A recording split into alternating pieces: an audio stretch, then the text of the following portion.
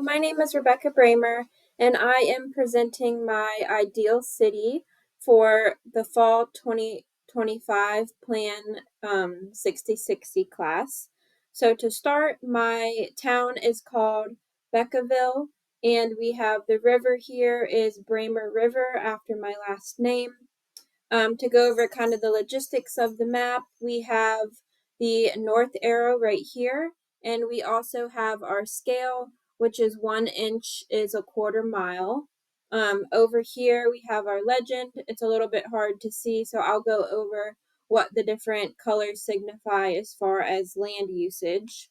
To start, just a little bit about my town. It is around 20,000 people. It's about 3.5 miles by 5.5 miles, which puts us a little bit over 19 square miles. I would consider this more of a on the lower end of medium density.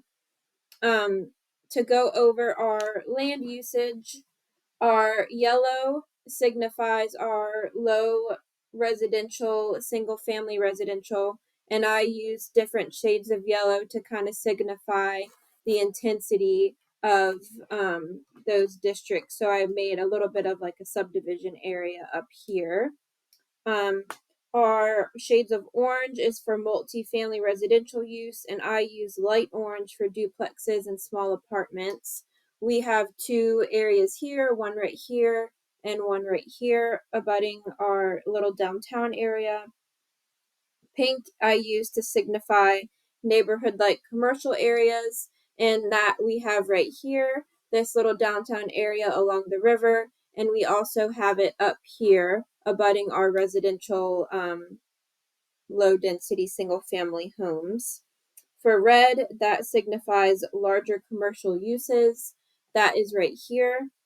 And then for gray or silver, that signifies institutional uses like schools and educational and more of our resources as far as like fire or police. Light purple signifies office use, and that is right here. And then our darker purple is for entertainment use, and that's right here. Light brown signifies our light industrial area, and we have that up here in the outskirts of town. And then we have various shades of green. So our light green is our parks, and then our darker green is our conservation area. Blue, of course, signifies our waterway, our river there. And then we have tan coloring. We have two beach areas here that's signified by our tan. And then we have orange with red lines and hatches in it for mixed use residential and commercial. And we have one zone here that's abutting our residential, I'm sorry, our downtown commercial area. As far as roads, we have a very simple grid system for our roads. There's no major highways through the town, so there's just single, smaller 2-lane roads. The dotted lines here signify walking or bike paths, and I think it's important to note that we have a lot of that. We have it in all of our park areas. We have a little bridge, walking path, pedestrian bridge leading to our downtown area. I also thought it was important to have our downtown area not have any roads and it's just walking. I thought that would be ideal for more of a use where you would be enjoying the river and enjoying just eating and drinking and going shopping. And then we have one small railroad up here in our light industrial area. And then finally, the white area signifies vacant land that has yet to be developed.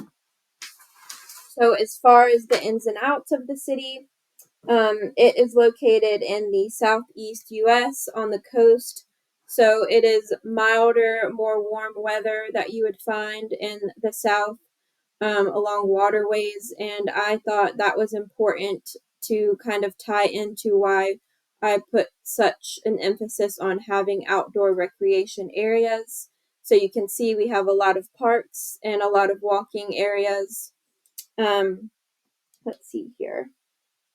If I were to live in the city, I would say I'm more of someone who enjoys having my own space and having a little bit more spread out as far as where I'm living. So I would probably live up here in the single family residential area, and I would probably work in the institutional area as the town planner at town hall.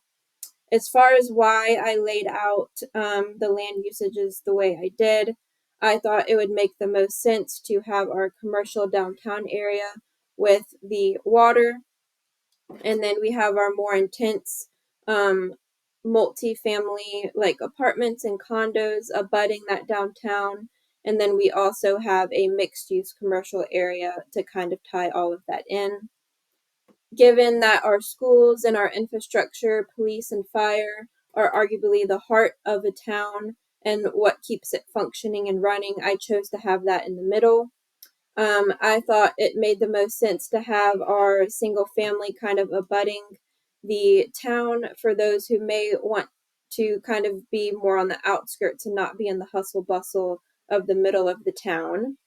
I have our office use here, and I have our industrial area here. I kept that on the outskirts so it is kind of away from the residential uses and where people are really enjoying outside time. And I made sure to have a little light commercial area kind of buffering our residential and industrial areas as well.